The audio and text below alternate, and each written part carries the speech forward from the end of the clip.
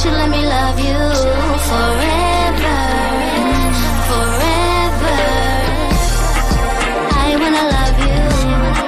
Will you let me love you forever, forever and a day, day, day, day,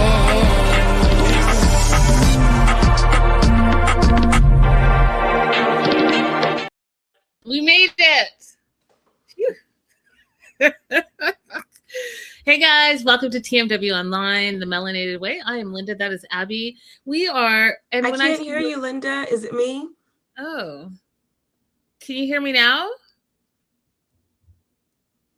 Who can hear me? My volume is all the way up. Who can hear me?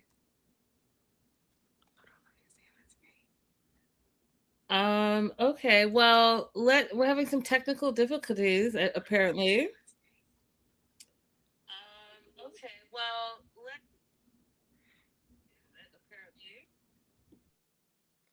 Okay, it must be me because I can hear you on my phone. Yeah. Oh, and the live not chat on my is laptop, so I'm gonna exit and come back. All right. Hello, ladies. Spending my night while I plan my school year till the Decembers. Hey, Fizzies. Hey, Blue Panda. Abby's gonna go and come back, and so we are so behind. And you guys, life has been lifing, and it's been kicking my butt. But we are happy to be back talking all things the original OG 90 Day Fiancé. We are on episode 8, so I know a lot of you guys are way ahead, but we're gonna catch up. We're good at catching up. And that being said, this show is outrageous. I mean, it's outrageous, and I get that the couples, a lot of them are staying together in real life. I see what's going on, but some of the things are just so crazy to me. So I'm going to just jump in. Edward and Marissa, you guys, do you believe that this couple is going to last? Because they're just so different. And I know that opposites attract, but there are a lot of just life experiences that I just think that if you're entering a marriage, you have to kind of be on the same page as you move forward as a unit. And so, when this episode opens up and Edward's trying to keep busy because, he can't work yet. She is back. Yes, you hear me? Yes. Excellent. Yes. I just started talking about Edward and Marissa and how he can't work, and he's trying to keep himself busy. And I thought that that's a great place for you to jump in and talk a little bit about the immigration process and how really this is something that you guys commit to, right? So part of the process is, as the American citizen, you're going to have to take on the bills of a whole grown person, and you have to be okay with that because that's part of it before you start resenting them.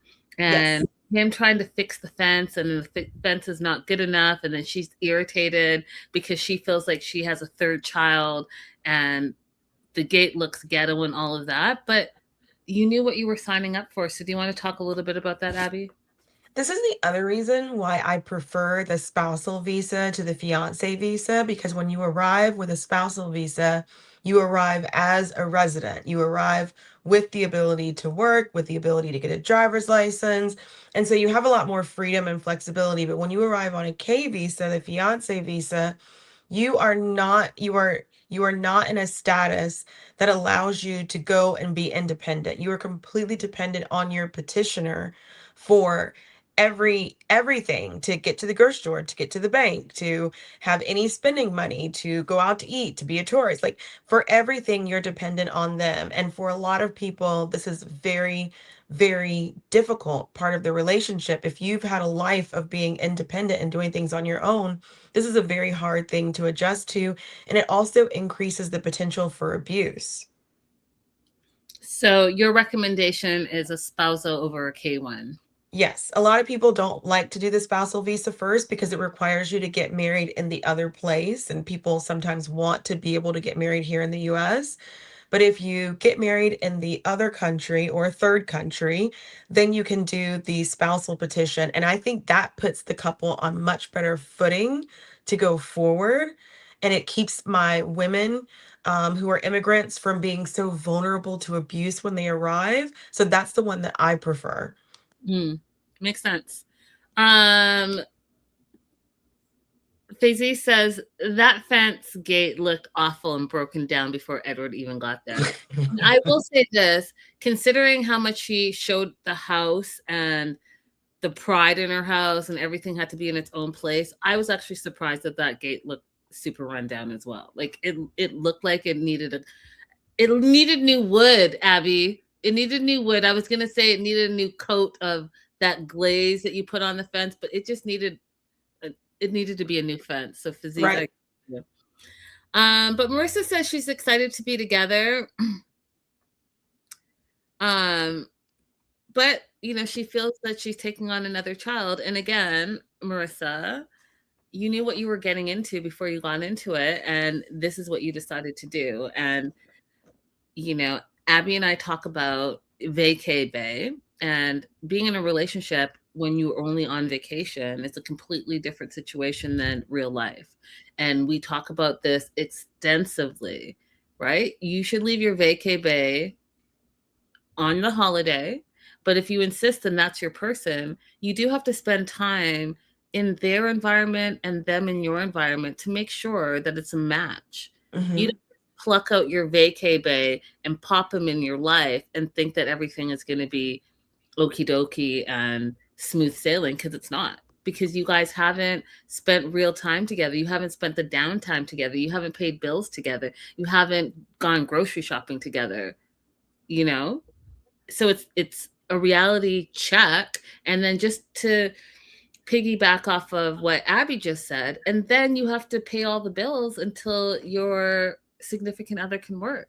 That is a lot of pressure, but you also have to signed up for. So her complaining that it's like having another child, I really just feel like as a businesswoman, this is something that she should have thought about.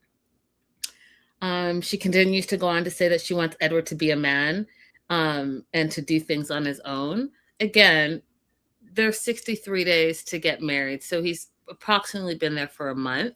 I haven't seen Abby take a day and show him the neighborhood, maybe show him where the bus stops are, maybe show him, there's not going to be a lot of people from his culture, but maybe show him, a cultural center, the library, things that he can do that he can get around, and so that he can start to acclimate himself to Pennsylvania. I haven't seen her do that. I haven't either. There have been very few people on 90 Day Fiancé that we've actually seen do that. They're just like, I'm gonna have to go back to work in a week or so. So let me go give you the lay of the land so you can be exploring while I'm out. And we haven't seen a lot of people take the time to do that with their partners. Yeah, it's unfortunate because you should want to set that person up for success, especially if they're complaining that you're doing all the things for them.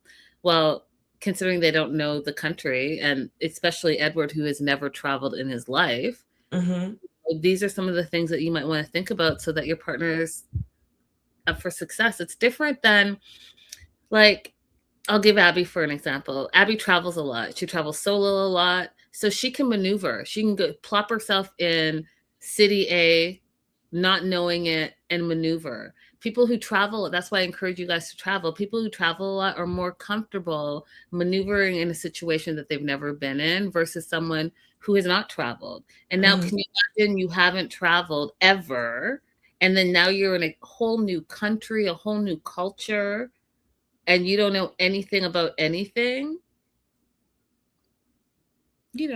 I'm just saying, I'm putting it out there.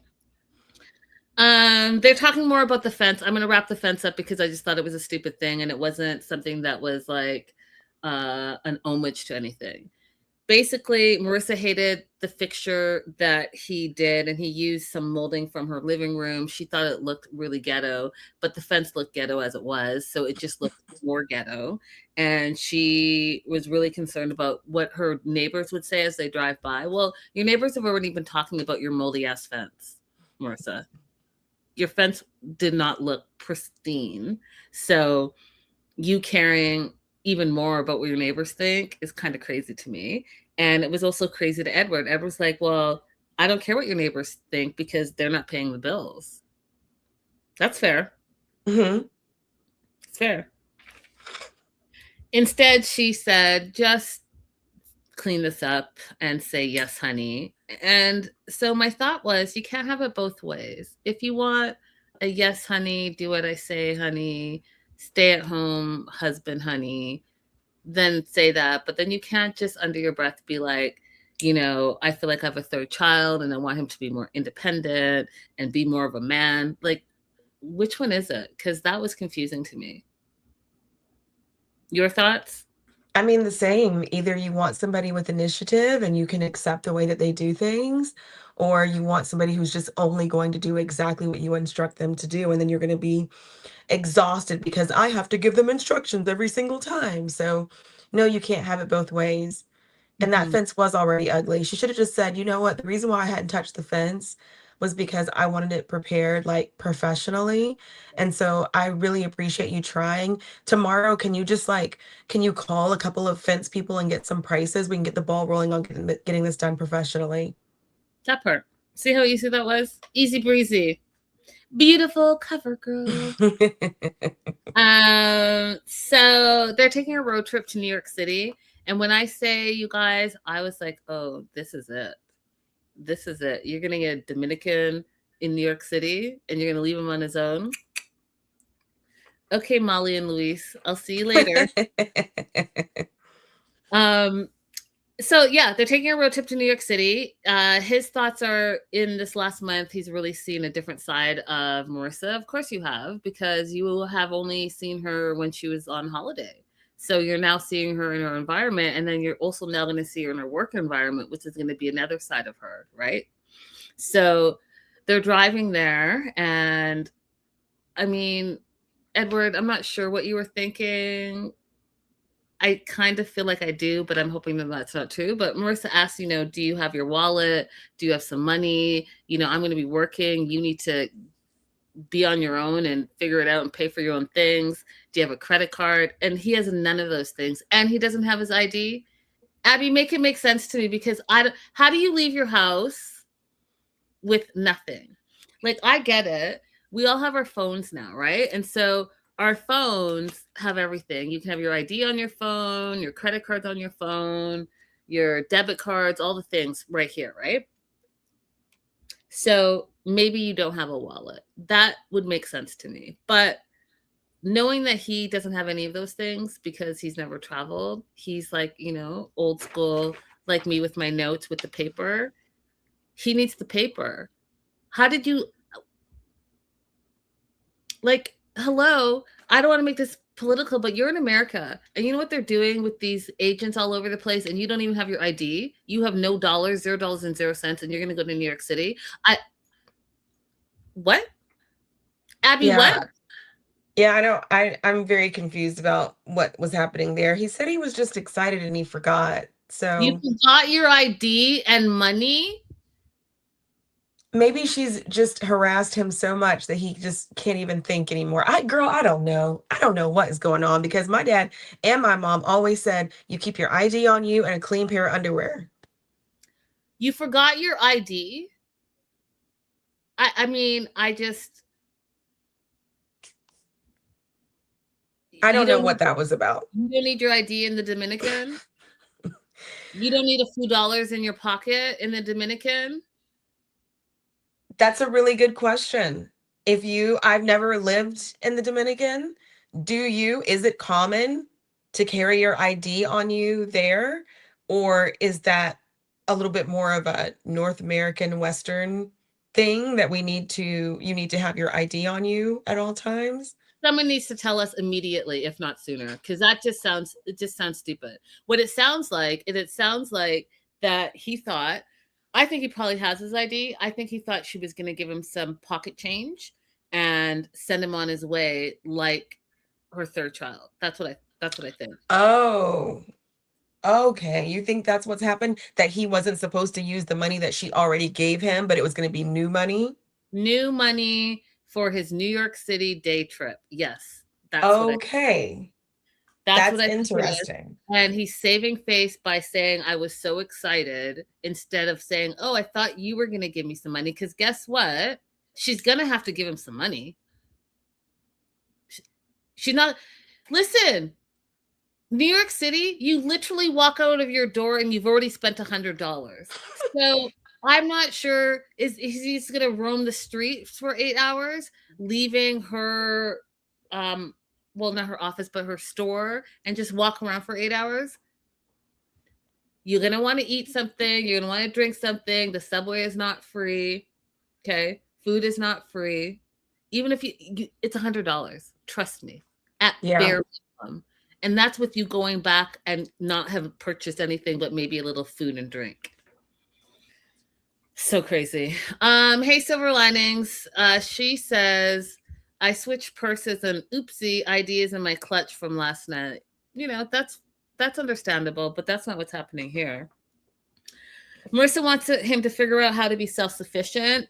And he basically says for her to calm down. So she's annoyed that he is not prepared for his day, which is a metaphor for the relationship. And she feels like, you know, maybe I need to rethink this. Again, you probably should have thought of that before you brought him over to America and said, this is my fiance and I'm going to marry him in 90 days. Those are all conversations that I feel should have probably happened pre him picking up his life and coming to live with you. Do you want to add anything before I move on? No, let's move on. Katie and Josh, I can't take it. Katie, I can't take it. I can't take it. You're an alcoholic, and I don't know enough about OCD, but because I'm watching you constantly do all the things, I'm literally going to research it, because whatever is happening here is just not okay with me. As well, Josh, like, I'm sorry to say this. Oh, I just popped out my earring because I was too excited. Oh, did I? Yeah, I did. Josh, stop being a simp. I know that sounds really mean of me, but like, you need to stand up for yourself. Your literal fiance is disrespecting you in your face all the time, and you just want to be like, oh, well, it's just the British way. I have a ton of British friends, and that is just absolutely not true. It's absolutely not true. Do you want to say something before I just go off on a tangent? I do want to talk about the OCD a little bit. This might be a part of what you're planning on having a tangent about. But Katie recently made a statement on her Instagram because two different large OCD organizations came out and said that her behavior is not indicative of OCD. And she responded to one of them that she had sought treatment with in the past. So they didn't say they treated her. She exposed herself as having treated with that organization and said that it was, mean, despicable, hurtful, untrue for them to have an opinion on her based off of the TV show. So I just wanted to talk about that for a second. If you are going on a TV show and you're representing yourself to have a particular illness or disease, whatever that illness or disease is, should you be shrouded from organizations commenting on that illness or disease? I think that if it's a random organization that has nothing to do with you, that is representative of whatever that illness you have is, and they were talking about it generically, then I think that's okay. If it's an organization that you have actually gone to and been treated at, then I think it's absolutely not okay. I think it's not okay because I think that, I mean, I don't know if it's like a HIPAA type situation, but I do think that you're invading her privacy in order to get exposure and publicity for your organization. And I think you're doing it in the wrong way. So if that organization indeed treated her, then shame on them. That's how I feel. Silver Lining says, nutshell, OCD has intrusive, unwanted thoughts. She wants to make out with randos, ... So those are drunk actions or sober thoughts. Sober intrusive thoughts or sober she wants it thoughts?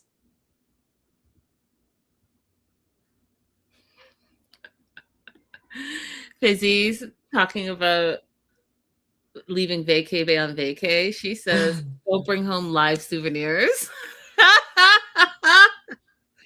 Or you guys, if you're dating someone, just like general advice, if you're dating someone who's out of the country and you're thinking about going through the K visa process, I am begging you to go with them on a trip to another country. Or if you're in a big country, go on a trip to another city. Okay? Just experience what it's like to be with that person when somebody else has to do some planning and logistics and you're not just laid up in the bed all day. Okay? Listen, there's this video and I'm going to repost it. I know I keep threatening to come back to Instagram for the Melanated Way page, and eventually I'll get there. But there's this video that I saw, you guys, and it was so funny. The guy basically said, there are 3 shows that are like a sickness. Oh my God, you guys, it's so good. Basically, he's saying that 90 Day Fiancé is like a sickness. All of us that watch it is sickness, and the people on the show have a sickness. And he basically said, what makes some American think that like a 10 in any other country is going to want to be with them when they can't even pull a 10 in America?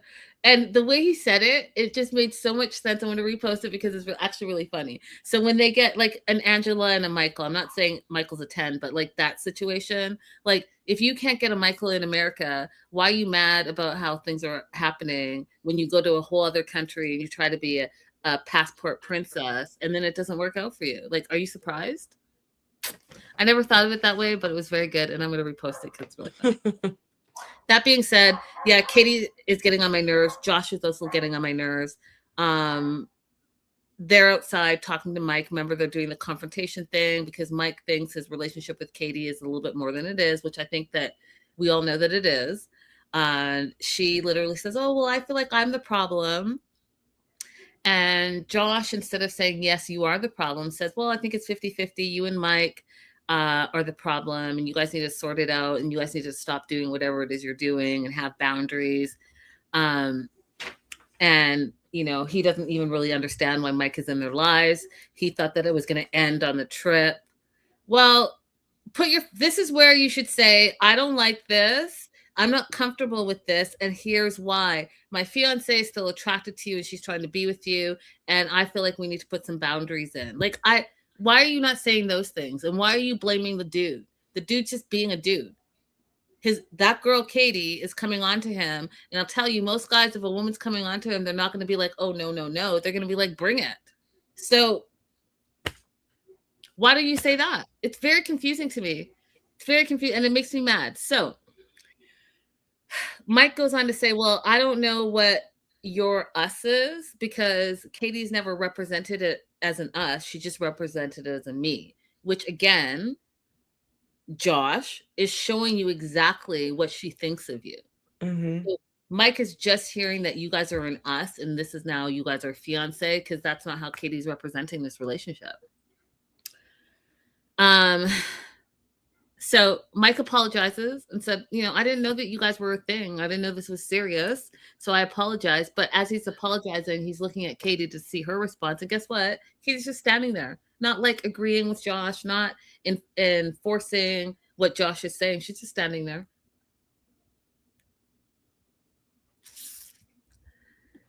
And Faizy says if Katie was a dude, she would have charges by now 150%. 150%.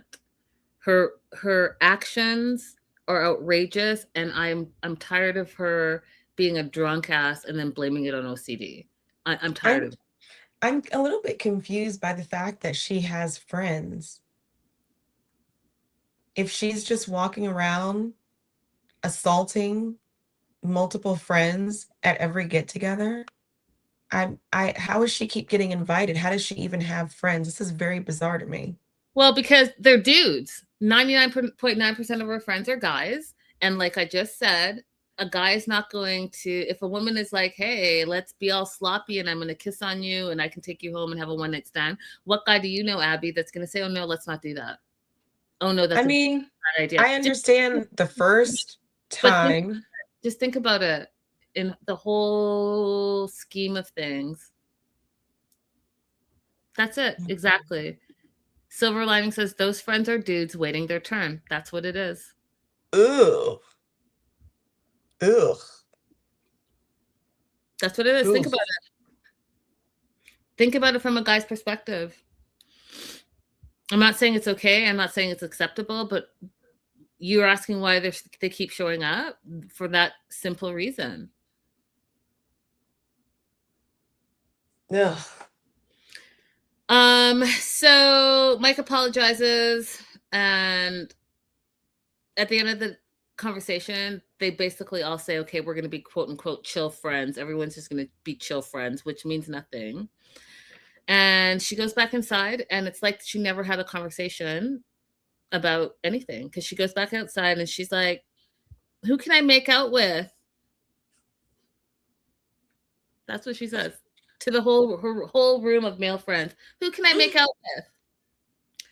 And her friend Mark is like, are you ready to get married? And she's like, I think so. No, friend, you're not. Hey, Life with London. Hey. No, you're not. I'm not even sure if you're ready to be a proper adult right now. I think that you need to go into treatment, whether that is for your OCD or for your alcoholism or for both. But that's what I think you need. I think you need to go to treatment. I'm tired of it. I'm tired of it. So she gets in. She's like, who can I make out with? No one responds. So she asks again if she can kiss anyone. And she tries to kiss this one random guy. He says no. Okay. She goes back to Mike, sits down in a booth with Mike, and she tries to make out with him as well. Now, all of this is in front of Josh. Josh is seeing this, so he gets a little upset. He goes outside and says, this is so unserious and pointless. Okay, but when do you stand up for yourself? When do you say enough of the disrespect? When does that happen? Because listen, y'all, it couldn't be me. It couldn't be me. It couldn't be me. It just makes no sense. If my partner said, hey, who do I get to make out with in a room full of my quote unquote friends? Oh, yeah, make out with whoever you want. But guess what? It's the last time you'll be seeing me. Yeah. Katie is wrong, but we do need to start asking ourselves, does Josh have low self-esteem? Because she's making out with people in your face. She told you she wasn't actually ready. You're the one who did all the paperwork for the K visa, not her. So what is it, Josh, that's making you push this? What makes you think that you should be subject to this kind of treatment? What's going on with you, Josh?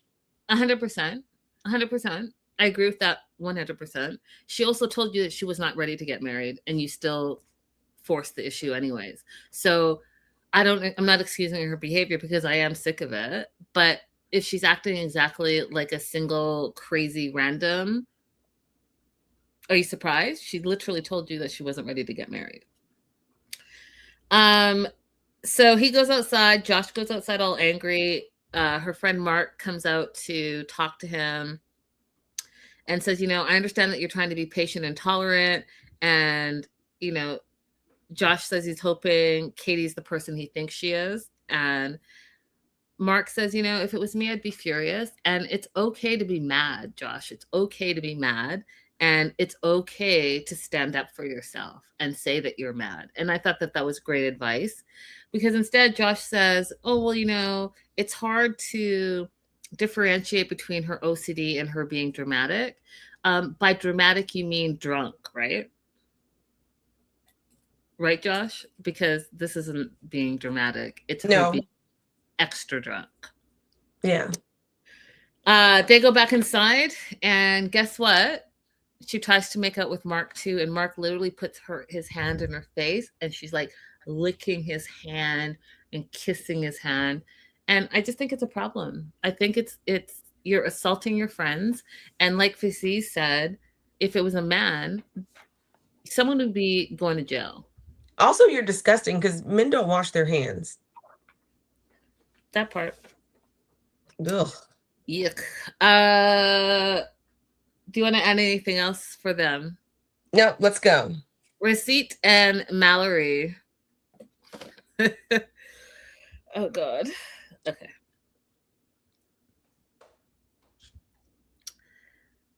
Dear American friends, as an immigrant myself, and a child of immigrants, I think that maybe how we grow up is just a little bit different, and any immigrant child will tell you that cleanliness is next to godliness, and we grew up cleaning. It was like just part of growing up. You clean and you bathe and you take your shoes off in the house and you do your dishes, all that stuff.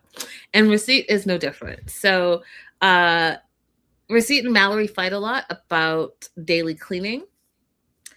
She feels like in his culture, they clean daily. I feel like in life, you should clean daily, but that's just, again, an immigrant mentality.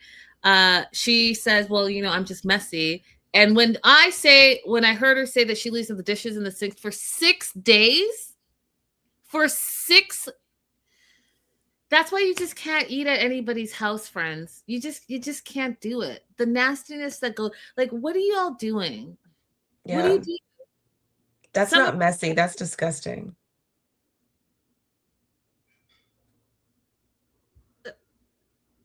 Ew. Because it starts to stink after just like 3 days. So after that, you're just ignoring the funk. And then you have like 10 dogs in the house, and you're like, come on now. To me, that means you don't wash your sheets often. If your dishes are in the sink for 6 days, I mean, when you're washing it, is that grime coming off? So are you just cooking on top of dirty dishes? Oh, God. There it is. Okay. They're going bidet shopping, and Mallory wants Receipt to know like that's not common in the US. And I was like, I don't think it is. I don't think Americans talk bidets. Do y'all? I think it's becoming more common. Or maybe, okay, so maybe what's happening is that because I'm in more immigrant spaces that I'm seeing bidets more, because the last couple of places that I've worked at were all, the partners in the firm were all immigrants from different places. They're US citizens now, but they all came from, so all of our bathrooms at work were fitted with bidets. So for me, it is becoming more common to see it, but that might be because of where I am. Okay. Receipt wants a bidet. And, I think that making him feel comfortable is important, but I'm not sure if that should be at the top of the list. But that's just, again, my opinion. Because it can't work. So while you're shopping, are you also showing him the places that he can go to on a regular basis? Or is he just going to have the bidet and be sitting on the bidet all day? So after they had that white trashed bash party, life has been tense because of the Brandon situation. Mallory says, but Mallory, it's only tense because you haven't addressed it and you haven't been honest with your fiance. Have a conversation. Wherever you land with the Brandon situation, you have to be open and honest. And while you're at it, I need you to tell him how you feel about having babies, because that's not fair either. Okay. Moving on to the Starbucks breakfast. So they're on their way to the bidet place, and she's having a Starbucks coffee and their breakfast sandwich, which is, I'm assuming, a sausage and egg sandwich. She thinks this is funny. I just think it's ignorant, and also was offended. So he goes to take a bite of her sandwich. Instead of saying, hey, babe, don't have that sausage. You don't eat sausage. You're Muslim. She lets him bite it, and then she starts laughing, and then tells him after, you can't eat that. It's pork. So he spits it out, and that could be traumatic for someone who has never eaten pork in their life, and you let them, like, I just didn't think it was funny, Abby. I just didn't think it was funny. And that's your fiance. Oh, cool. Do you want to take this? It's from your page. Hello, greetings from Australia. What time is it where you are? Hey there. So where I am, it is 10:40. I'm on the East Coast. And where Linda is, she is on the West Coast. What is it for you? 7:40? 7:40 p.m. Yeah, 7:40 p.m. So hello. I actually my first visit to Austria was last year. And what I learned is that if you wrap something in cabbage and you cook it, it bangs. Oh, That's some really good food. I did say Australia by accident. Austria. I read it wrong. Oh. Hello, greetings to you in Austria. Excellent. Okay, so I didn't think it was funny. As they're driving past the area where Mallory had her accident a year ago.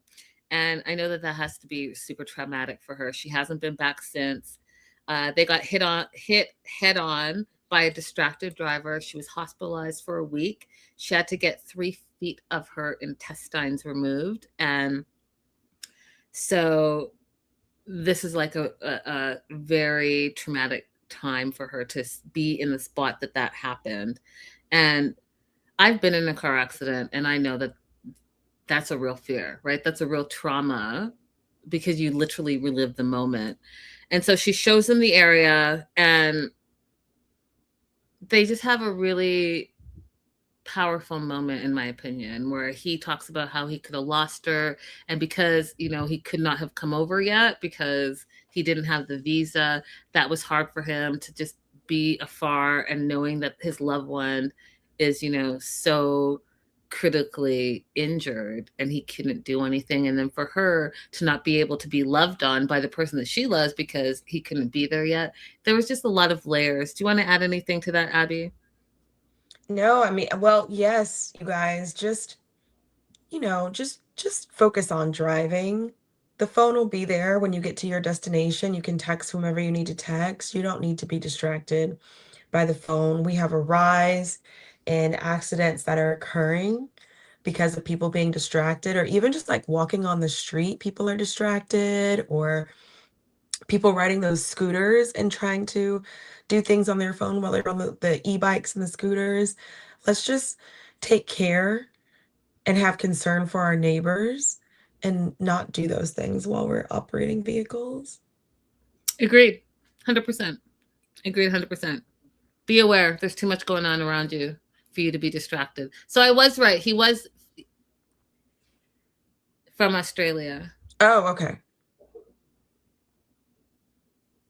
Oh no, Austria. I don't know what's happening. No, Australia. Aim from Austria.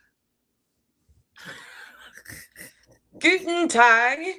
Well, I don't know what time it is over there, so I don't know what to say. Yeah, I don't know what to say. I'm messing it up. Guten morning. Good morning. Okay, so they both get teary-eyed because what if she had died? He would have been very sad. He's like, he doesn't want to marry anyone else. That's his person. And I thought that was a really sweet moment as well. And then, everything that goes against what Abby just said about safe driving and being in your car and buckling it up and all the stuff. He puts on a little music. He takes his seatbelt off and he's twerking in the car as it is moving down the road. I thought that was just such a juxtaposition to what we just talked about. It just was really weird. You just had this whole moment, how she could have died. She was in the hospital. I don't know. I might be overthinking. I don't know. I understand that he was trying to loosen her up and, just change the vibe, but that wasn't the way, in my opinion. No, you literally just said that you could have lost her and she could have died, and then now you're okay. The other issue that they have because they don't communicate is money, and they're not seeing money the same way. And of course, you're not seeing money the same way because you guys haven't have a conversation about money. How you guys, I'm just really trying to be on my best behavior and trying not to give you guys a TED talk all the time, but like, how are you engaged and you haven't talked about babies and you haven't talked about money? What are y'all doing? What are you doing? So they don't see eye to eye because they haven't talked about it. So they're looking at these bidets. First one costs $1,100. It's very fancy, cold water, hot water, massaging water. It's a whole thing. She's like, ooh, that's a little pricey. They go down to the second one. The second one is $800. Does very similar stuff. It's literally turning on Razit, like turning him on, which I thought was super weird, and they should have explored that a little bit more. The sales lady says, hey, we have a functioning bidet in our showroom. So she shows him, he goes to use it. And another weird thing I thought, Mallory goes in with them for him to try it. And I mean, you guys can be close. I mean, that's going to be your husband. You're going to see and do all the things anyways. But like, you guys can be close and do that, but you can't talk about babies and money. It's very confusing to me. It's very confusing to me. That's it. That's all I have to say about that. It's very confusing. It's very confusing to me that they didn't explore a portable bidet before buying a whole new toilet. But what do I know? I mean, also, Abby, talk about having a baby. I don't care about a portable bidet. A whole baby. Okay. She is saying that this is not a priority. The bidet is not a priority. And in this one specific moment, I agree with her. I think that you need to prioritize the fact that you don't want to have a baby, and he does. I think that you should prioritize the fact that there's a whole money conversation that you have not had. I think that you guys need to prioritize the fact that you have some racist friends, and what is that going to look like for your future? I think that I mean, there's so many things that I think that could be priorities over your bidet. So I agree with you in this specific moment. So he then has the audacity to say that she can use her accident money. So we find out in this little clip that she got some money from the insurance, but she's put it in a brokerage account because she knows herself that she would spend that money. So she doesn't have easy access to it, which I think is a great idea. I think more people should be thinking about when they get large sums of money and you're not used to having large sums of money, to get a financial advisor to sort that through you, because oftentimes people burn through money that you shouldn't burn through. You could live off of it for the rest of your life if you invest it properly. And Yes. so especially people like this who have like insurance money, or you're one of the lucky 1 in a billion who wins the lottery, any large sums of money that you're not used to having, I encourage you, get an expert involved so that you can always have that money. Because just like this, people who have no claim to your money are going to try to claim your money. You're going to have people coming out of the woodworks, spending money that doesn't even belong to them. And just like this, Razit's like, use your money because now he thinks she's rich. Which also, Abby, now that I hear him say this, how he's trying to spend her insurance money to the accident that she almost died in, it makes sense going back to when she went to pick him up and he wanted her to pay for his entire family and their upkeep. Now it makes sense because you think she's rich, and also the stereotype that all Americans are rich plays into it. So she Right. told him that she got a lump sum of money, which by the way, don't do that. I don't care who it is, don't do that. until that ring is on your finger and that is your husband, and Maybe not even then. I was gonna say that. Maybe not even then. Maybe you always have your own little escape account. And before I forget, I also wanted to say, if you don't have the kind of money that you want to put into a brokerage account, you can put money away into a high yield savings, or, some other kind of companies have where it's a 3-day delay. So anytime you want to withdraw money from that account, there's a delay that will prevent you from impulse spending.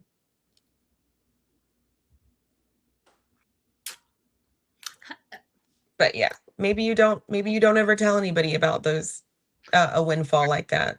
That part. Be wise, you guys. Be wise, because people are wild out there, and these streets are hard streets, and so don't put yourself in that position. I watched a true crime. This basically the guy was homeless. Went and bought a lottery ticket, won $10 million, changed his whole life. He told everyone, and he was giving money to everyone. This lady came and pulled a scam on him, said she was a financial advisor, took all his money, spent all his money. He was living a life of luxury. And then when he was caught on and confronted her, she killed him and buried him in the new house that she bought under the concrete with the money that she stole from him. Can you believe that? That's crazy. Yeah. Just be careful. So in summary, don't tell anybody when you win a lump sum of money, and don't take anybody to the bidet store if you have no intent on buying a bidet. There, that's it. That's the moral of the story. He then goes on, I just want to say one last thing. He then goes on to say that he left his country for her. And so basically she needs to buy him anything and everything. Do you want to add anything else before I move on to Maxwell? And I don't know, is it Aisha? They call her all the different things, and I'm just trying to figure it out. They were calling her Aisha today. They call her all kind of stuff, so I'm just going to keep calling her Aisha. Okay, so Maxwell and Aisha. What are your overall thoughts on this before I start talking about them? Because I have a hard time with Aisha because of the religious stuff, but when I'm trying my best to evaluate who she is apart from the extreme religious stuff, there are things that I appreciate about her personality.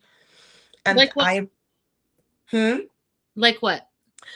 I appreciate that she is excited to explore Nigeria, that she recognizes the intricacies of the clothing, and that she's excited to be immersed in it,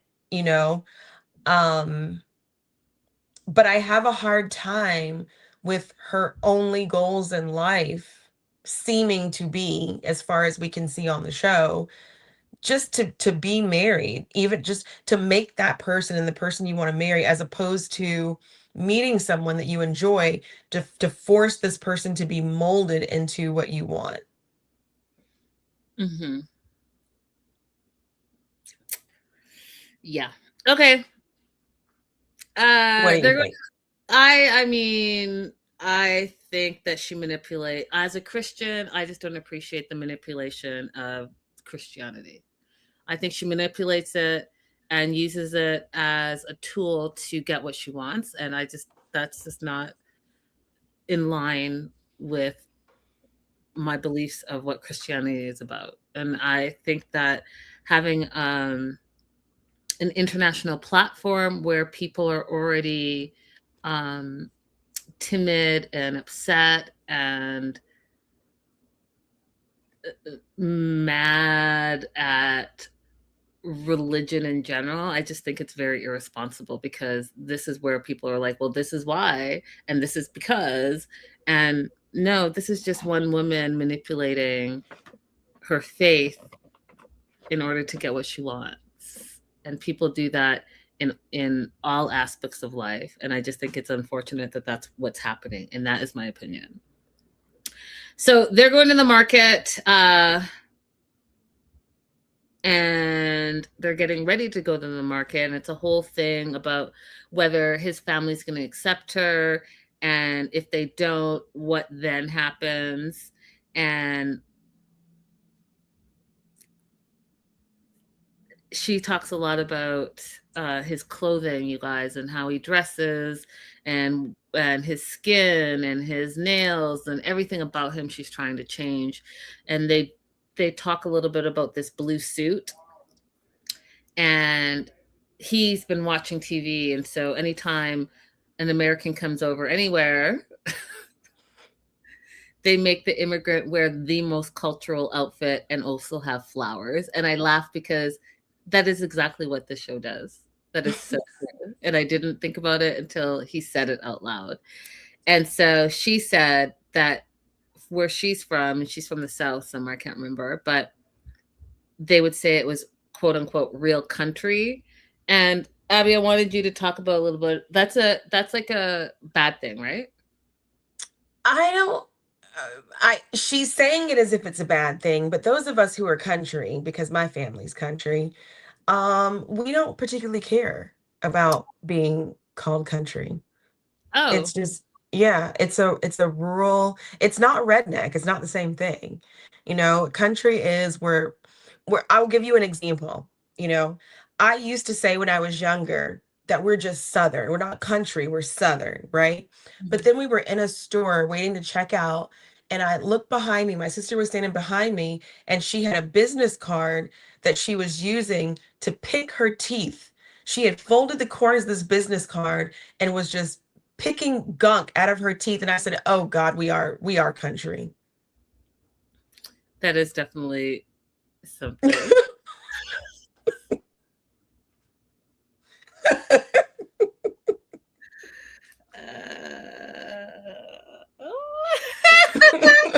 Okay. Maxwell thinks that Aisha has really bossy behavior, and he's trying to explain to her the expectations culturally from his family. And it's really about, for him, peace, love, and respect as a behavior versus I hate to say this, and please y'all don't take it the wrong way, but oftentimes, and Aisha's doing a pretty good job of being an American tourist outside of America, but some of you guys do not know how to act. You think that you're bringing America with you and the American behavior, and that country and their culture has to mold to your American standards and behavior. And that's not how it works. Yeah. It works. So, if he's saying, these are my family expectations on behavior, maybe just honor that at least while you're there as a sign of respect. Just a thought.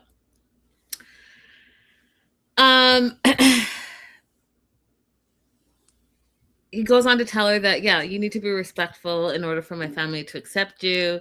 Right now, the family is upset from the dinner before how she's trying to change everything about him. And this is where I just couldn't, this is like red flag to me, number one. When she said, Abby, that she felt like they were attacking her.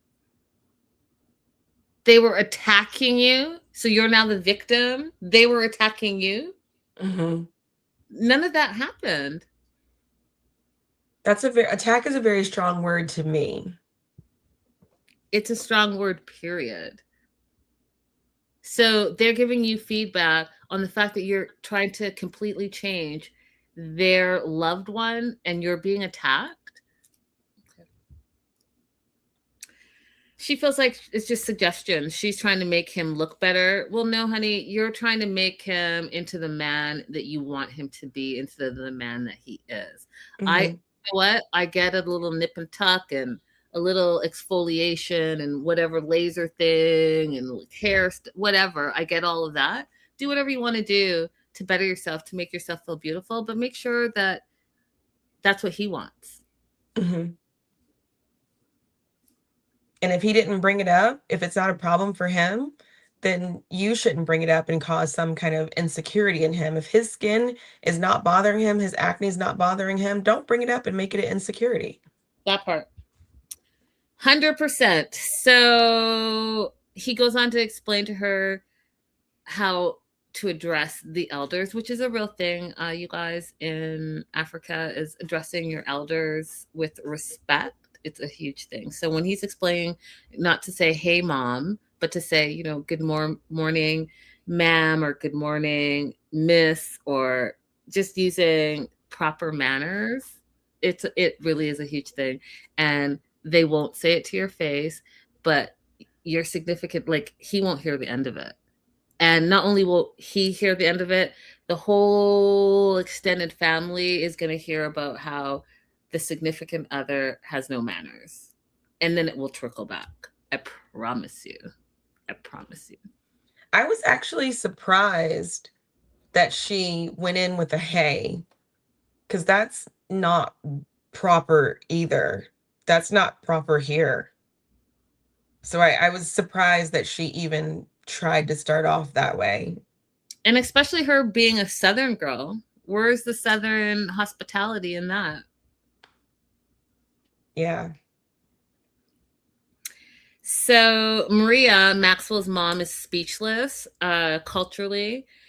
She talks about, and it is true, African culture is still very male-centered, very, very male-centered, very, very conservative. And so the mom talks about the woman being submissive and obeying the man, whether he has money or not, whether he's tall or short, however he dresses. Her words, you must, as a woman, always obey. And that is all I have to say about that. Is she describing the way that things are, or is she describing describing the way they should remain? That was my question for her. Is she, I wasn't sure if she's talking about, will Asia fit in to a culture that's designed this way, or is she saying it will forever stay this way and it should stay this way and she's going to have difficulty conforming? I wasn't sure. She's saying both of those things. She's saying both of those things. That's interesting. You know, it shouldn't surprise me, but somehow it always surprises me when women are the purveyors of patriarchy. Yeah. Because how has that benefited her in her life? You cannot sit here and tell me that she's benefited in her life by being submissive. But she doesn't know any differently, right? She doesn't know any differently at all. That's all she knows. I mean, we can talk about, oh God, there's just so much, like what's going on in Afghan culture and the women and the rights that they've lost. You know, they've seen it differently, and now what? So I don't know. I'm speechless. The mom is speechless. I'm speechless. And that says a lot, because my mom does say I talk too much. So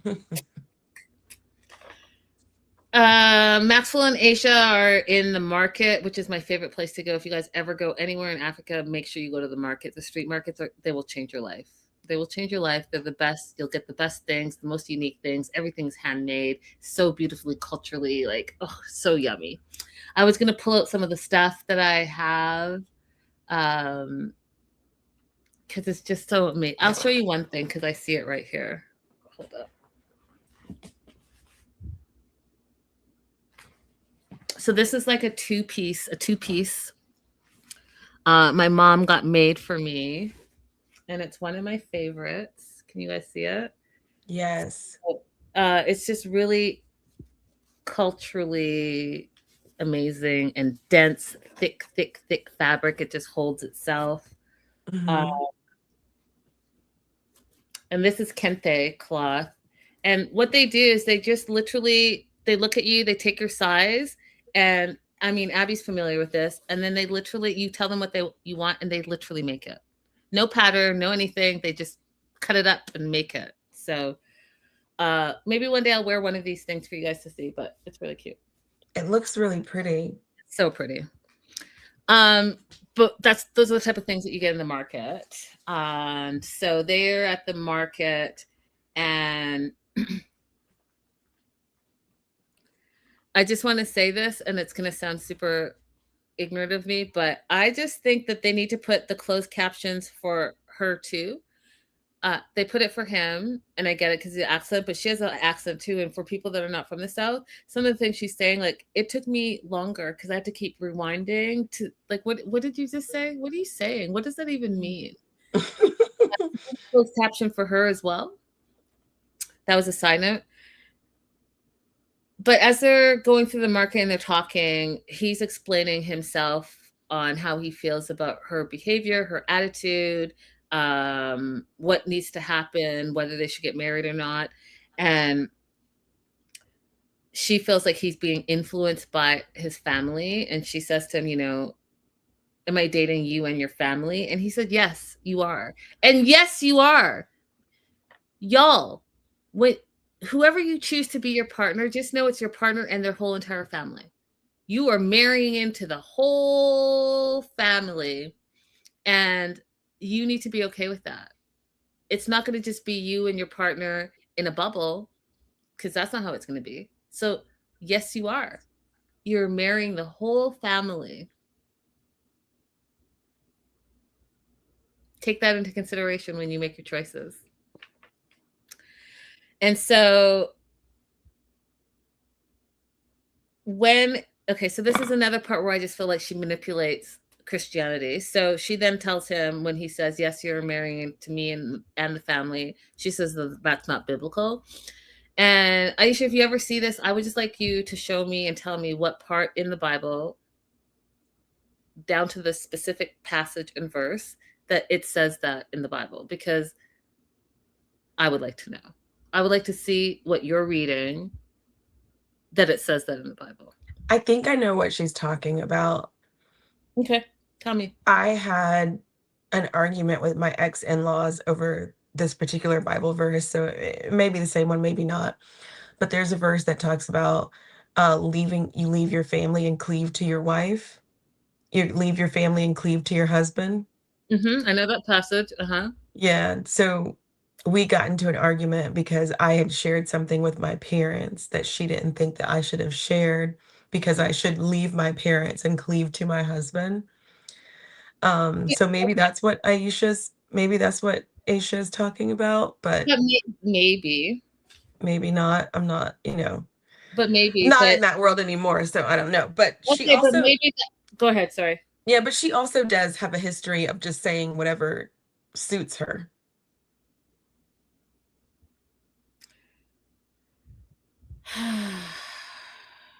So I wouldn't be surprised if she said that.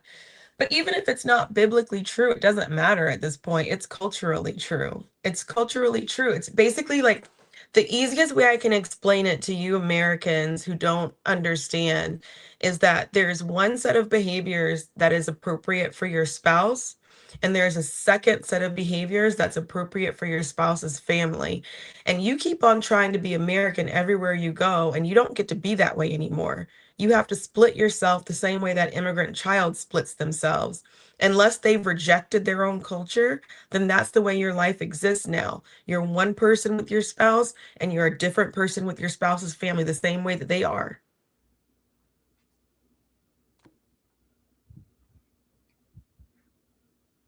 Oh, yes. She's Silver Lining saying the same thing. She's probably referring to leave family and cleave to your wife. Yeah, but I just don't interpret that passage that way. But thank you guys for both sharing. Oh God, you guys, I cannot. Okay. So Maxwell says to her, are you sure God really wants us to be married? And that sets her off as well. She gets mad, and she doesn't like that he's questioning her. And here's what's so interesting to me. She gets mad because he's now speaking up for himself and giving his opinion on the relationship. And she feels like he's questioning her, which in turn is questioning God. That's what she said, Abby. I mean, it's true because she is her own God. That part. That's it. Thank you for saying it, because that's it. That's it. That's it. That's all. They are in the market. She sees an outfit that she likes. It's technically 25 US dollars, and Maxwell negotiates down to like 1750. And she's embarrassed that he's doing that, but that's exactly what you do. First of all, let me give you the 411 about the markets in Africa. First of all, they're going to see you as a foreigner. They know you don't speak the language, so automatically the price is going to go up tenfold. Just automatically, just on GP alone. Even as a citizen there, they're going to try to finagle, because that's what you do. So yes, always negotiate, never pay whatever the price is. That's part of the little dance that you do. It's not, what's the word I'm looking for? It's not disrespectful. It's expected. That's it. Can I tell you something I know you're going to hate? Yes. I don't haggle in markets. When I go to a market, the last place that I went was India. And then before that, Morocco for market shopping. When they tell me a price, I feel like it's rude for me, an American, to argue the difference between $3 and $5. It makes no difference to me. So why should I argue with someone who's just trying to feed their family the difference between $5 and I'm just not. In fact, I was embarrassed when I was in India and there were other people in our group that were haggling over these little rinky-dink little toys. Like, what are you buying that for in the first place? Anyway, whatever. These little toys that the kids are selling. You're haggling with children over these little toys. If you don't give them that friggin' dollar. I love that. For every, invite Abby to every market. That's what I'll do. Invite her to every market. I love that for you. And I hope that wherever you are in the world, that Abby shows up and brings all her friends to the market. I love that. I also don't buy a lot of trinkets. So if I see like an item that I really want, and it's usually going to be like something for I show you guys what I have right here. I brought this from Vietnam. I love it. Pretty. Usually I'm buying something for my kitchen. That's why I have all this stuff right here. I got these in Italy. What is that? It's an espresso set. Oh, I can't see it, but I like You can't see it good? Closer. Oh yeah, cute. Okay. The espresso set? Yeah. I got this from Peru. So like I'm usually buying something for my kitchen that I really want. I'm not haggling over the price of this stuff. And again, I love that for anyone that is any market that you show up for. I'm just telling people who have not traveled that if you are in a market, it's expected as part of it. You know, just don't be rude about it. And if it's not for you and you don't want to do all that, then don't. But it's not considered disrespectful. We flash back to the moms. First of all, how old is Juliet, Aisha's mom? How old is she? I don't remember them saying how old she was. Okay, so it's Maria, Juliet, and Clement, the dad. And they have a quick tete-a-tete about the children. And the takeaway here is Maxwell's parents don't appreciate that Aisha is trying to change everything about their son, his face, his eyes. The dad says, you know, he should be able to live natural the way God created him. And the mom, again, Maria, talks about she's worried that Aisha is not going to be able to submit to her man. and that she's used to making money and being the breadwinner in the family, and is she going to be able to acclimate to a different way of life? And then I guess the mom and dad didn't know that Isha was 38, and they went on a whole thing that I just okay. So first of all, Juliet stands up for her daughter and says, you know, yes, my daughter's 38, but she could have been married a long time ago. Maria took the 38 and ran with it. The dad friggin' joined her, and they handed the baton back and forth to each other and basically said that no woman should be married after 30. 30 is the maximum. You should be married by then. You know, maximum 35. If you try to get married at 38, it's way too old. You're not going to be able to take care of your children at that age. 38, you're getting menopause, or menopause is knocking, dad said this, menopause is knocking at your door. And basically the mom said, absolutely not. My son is not marrying. She's saying this to camera. It's not marrying. Aisha's not marrying my son, and my son is going to have to obey mama. So there's there's a lot to unpack there. I'm not going to unpack it, but it doesn't make sense to me. Like, are you obeying the man or are you obeying the mom? You can't have children at 35. You're too old to get married at 38. But yet your children live in a multi-generational household and they stay there until they get married. And your son is what, almost 30, and he's still living at the, like, there's a lot to unpack. It's a lot of talk of obeying and submissive and money. Mm-hmm. Y'all need to have those conversations, because I mean, what? Meanwhile, Aisha's at the market trying to pick something out for mom, and mom's like, oh, 38. No. Yeah, these little stereotypes just drive me crazy. They really do. They really do. You know, it's just, oh, no, I'm not doing it today. Not today, friends. Not today. Do you want to add anything else before I move on to, unfortunately, Shay and Annabelle? Let's go, Shay and Annabelle. Overall, the unfortunate is correct. I think that Annabelle has enough information to get out of here. I don't know why she needs to gather more information, but yet here we are. That applies to a lot of people. Like, there's no more investigation you need to do. Just go ahead and leave, babe. Just walk out. Just leave. Unless there's something else that's keeping you there. There's something else you're trying to gain from that, which, you know, I'm not going to stop you from getting your money if that's what you're after. I'm not saying that's what she's after, but like, if there's something else you're after, then do what you got to do to survive.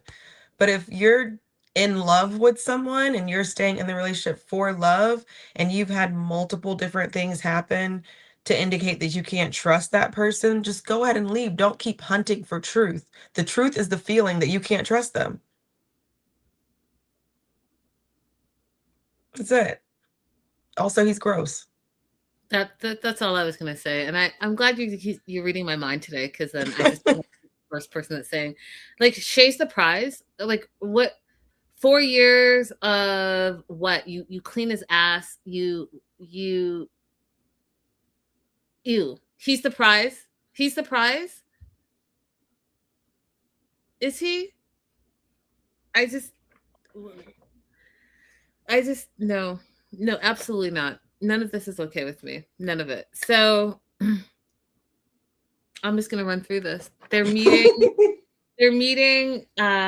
his daughter, Allison, at the grocery store. So it's Allison and her kids. And the reason that they're meeting Allison and the kids is because Allison's going to get the dad to buy the groceries. I mean, I caught that right off the bat. In the meantime, Annabelle is making Shay a smoothie instead of a beer for breakfast, which tells you all you need to know. He feels good. He likes the smoothies. He feels like in 2 weeks, he's lost some weight already and he feels better.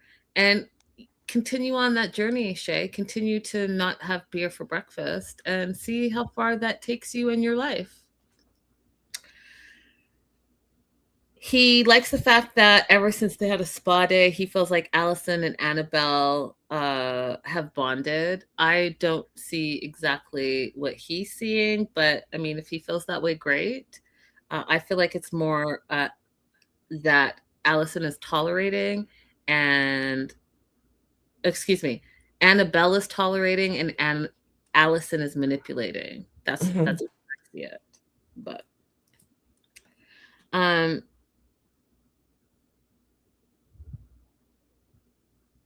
he's worried that his relationship with his daughter, which I also said earlier on in the season that that relationship is a little weird to me. I'm not sure exactly what's going on, but it's just a little like,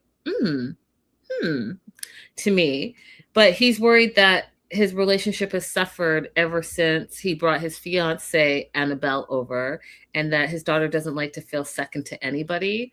And so the fact that he said that again solidifies for me that he really does enjoy the drama, because he doesn't care how it comes as long as he's the center of it. So even if it's toxic and maybe a little gross, he still likes being the center of attention. Natalie says if Annabelle placed her cards right and just wait a few more years, it looks like she isn't very far from the grave.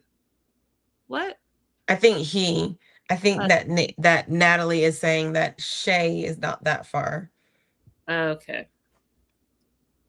Yeah, I don't know, because there's going to be an inheritance. That man does not have a will. There's going to be a fight over anything that he leaves.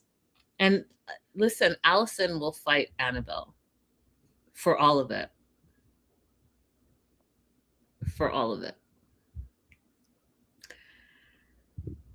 So they get to the grocery store. Allison brings up the fight that they had previously, and her dad's cheating, and says, are you guys doing okay, with a smirk, because she is a disturber and she Mhm. likes to stir the pot, and she's one of those people that is a frenemy. She's smiling in your face, but she really does not want good for you at all. She's one of Mm-mm. the people, and that's how I feel she's treating Annabelle. And so for her to say all this, I just was like, oh, she literally is stirring the pot. So she goes on to say, have you called Nicole about getting her stuff out of the shed? Annabelle didn't know anything about this, and we know that Nicole's the ex that has been holding on to him, that he's been doing Lord knows what. And Mhm. Annabelle's like, I didn't know about this. And my note literally says again, Allison is a disturber. And then I also say Allison is evil. She's enjoying poking at them because she doesn't feel like she's number one anymore. Right? So even Mhm. though she's being friendly to Annabelle, she really doesn't want Annabelle there, because it's taking away from her being her dad's number one girl, which again is like a weird thing to me. You have any thoughts on this, Abby? She's just a mean person. She's a liar too. Mm-hmm. She wants to share this information with Annabelle when it suits her, but then other times say, "Oh, he's a good guy. He's a good guy," talking about her dad. She's a liar. 100%. Silver Lining says he's the definition of the bars in hell. I mean, literally. I mean, I the idea that she has to wash his butt because he can't wash himself properly, that means when you met him, he was stanky butt.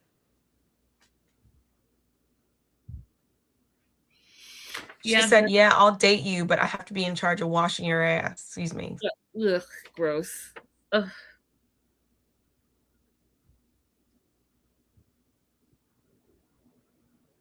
Sit with it for a minute. I'm trying to be on my best behavior today.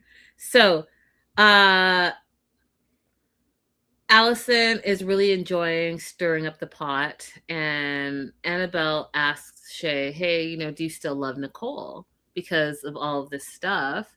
And he says no. So she's like, well, I want her stuff out of the shed and I want it out today, which I thought was a little extreme, Abby. Like, okay, calm down. Call her, but she's probably at work. Like, she's not going to just run over because you said so. Like, maybe like out by the end of the week or whatever. Like, let's be realistic. But no, she wants it now. So they finish grocery shopping. Shay indeed paid for all the groceries for him and his daughter and their children. You like how I said that? And their children. So funny. They go to the shed and Annabelle and Shay open it up, and really it's like nothing. It's like a table and a couch and some chairs. I thought it was like a whole apartment. Like, who cares about that? No one does. And that, like, no one. So Annabelle gets mad, like, call Nicole and tell her to come get that stuff right now. And so he goes and calls, and basically Nicole's like, just sell it and give me the money. And I was like, oh, that is extra work. Like, no, you come get your stuff and you sell it. But he agrees to do it. He's like, don't worry, I'll take care of it. We find out that a few years ago, Annabelle and Shay almost broke up because he was always hanging out with Nicole. And Annabelle's just feeling like there's so many lies between not knowing about the storage and finding out that they're still hanging out. She's like, I don't know what to believe anymore. And so I laughed, you guys, when she called her own fiance a bee. Like, the full word said, Shay's a bee. It literally says LOL. Why are you there, Annabelle? Just go home. I mean, you're saying all the things that we're all thinking, and you're saying them out loud, and you're literally saying that you can't marry him. So why torture yourself anymore? Just go home. I bet your life is way better, and you don't have to clean anyone's dirty booty. But instead, she goes to Allison to talk about Nicole because she trusts that Allison is going to tell her the truth. And guess what? Allison says all the things, says that he doesn't want to let go of Nicole. And the last 4 years, they've been hanging out while you guys have been dating, but they spend time. And he's been lying to you for 4 years. He's been living a double life. He's engaged in the Philippines, but he's single in the US. All that she said to Annabelle. And so Annabelle's like, oh, well, have you seen them hold hands and kiss? And she's like, no, but I have seen him smack her butt and say, I love you and I'll always love you. You know, that's even worse than holding hands. That's worse. The emotional attachment of it all. I love you and I'll always love you. That's all I have. I mean, Annabelle, believe what you want to believe, but your gut is already telling you that this is a whole huge, big, nasty red flag.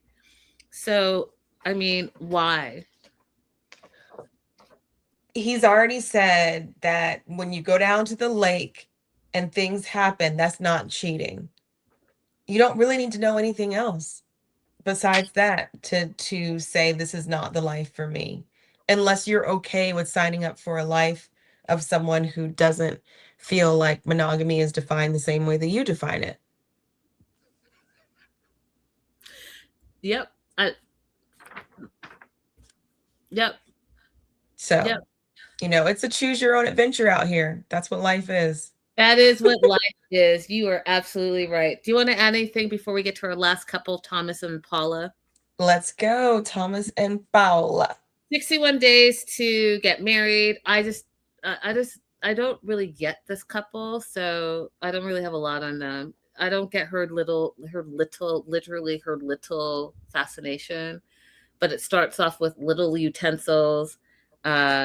So let me back up and say that he gave her a credit card and she's been buying stuff and sending it to the apartment. And one of the things she bought were these little utensils. And she says that the little utensils help her manifest a warm and cozy family that is making like food together. I know that some of you can explain it to me because I don't really get it. It seemed very like, you know, when your grandma had a whole cabinet of just knickknacks, and you're like, what are these, Yes. like spoons from different countries and little knickknacky figurine things. Like that's what this seems like to me. And I just think it's like junky, but that's just me. Maybe there's way more in this manifestation stuff that I don't know about.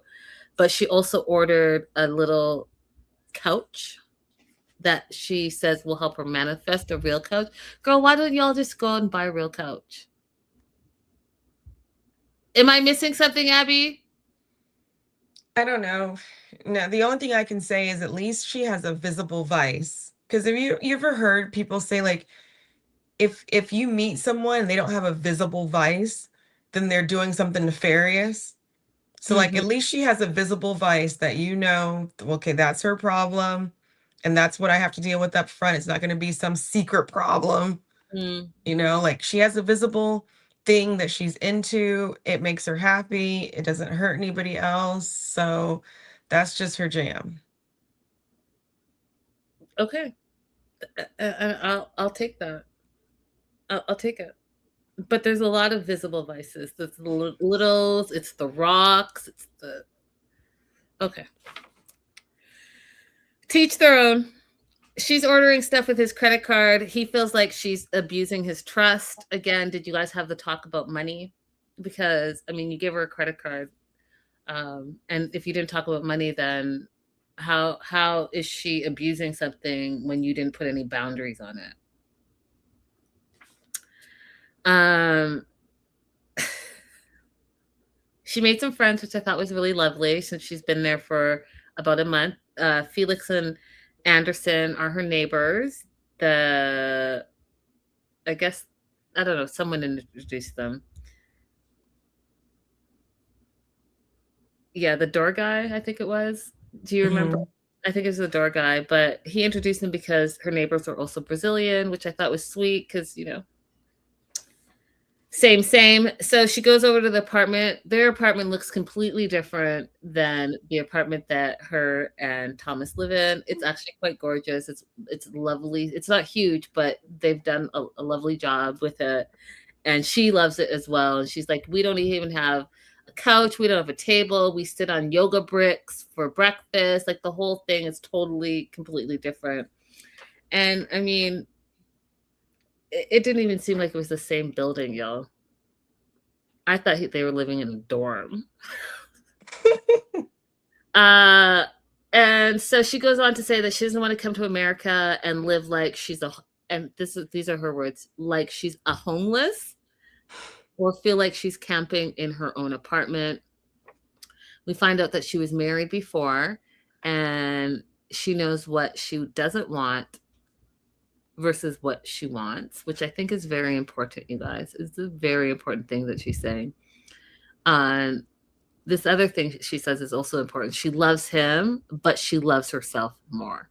Now, some people can take that as if it is a selfish thing, but no, you need to love yourself first in order to attract the right type of love. Because here's what it's saying: if you love yourself, and you are okay with being who you are by yourself, then when someone comes into your life, you'll see if they're adding value and happiness to your life instead of drama and bringing you down in your life.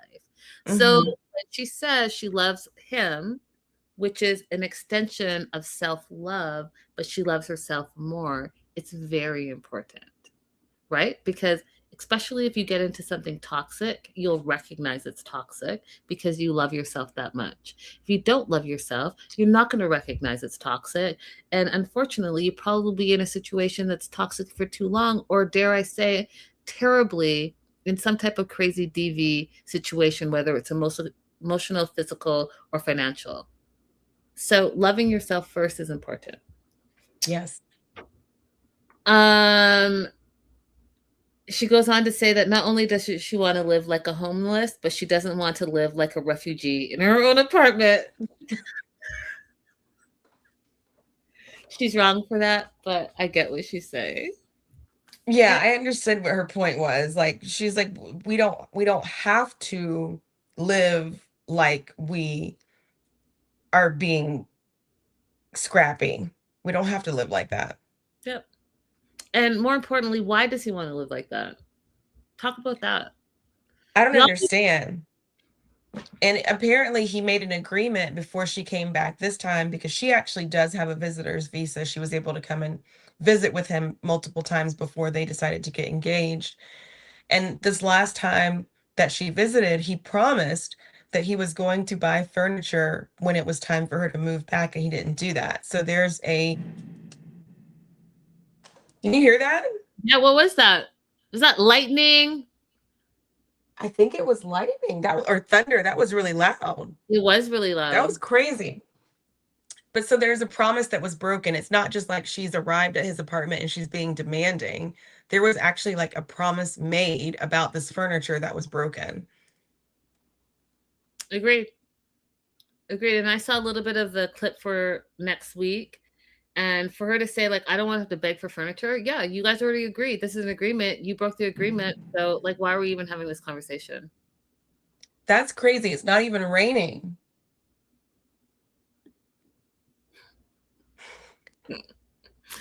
Becca says, this couple reminds me of Greta and 90 Day UK. You're not far off. You're not far off, Becca. That's all I have, you guys. And we're catching up. That's it. Yep.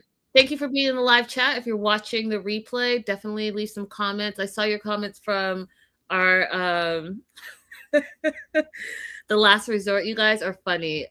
Shout out to whoever said American food. They see Rebecca making hot pockets. It tickled me pink. I was like, that is really good. That is really, really good.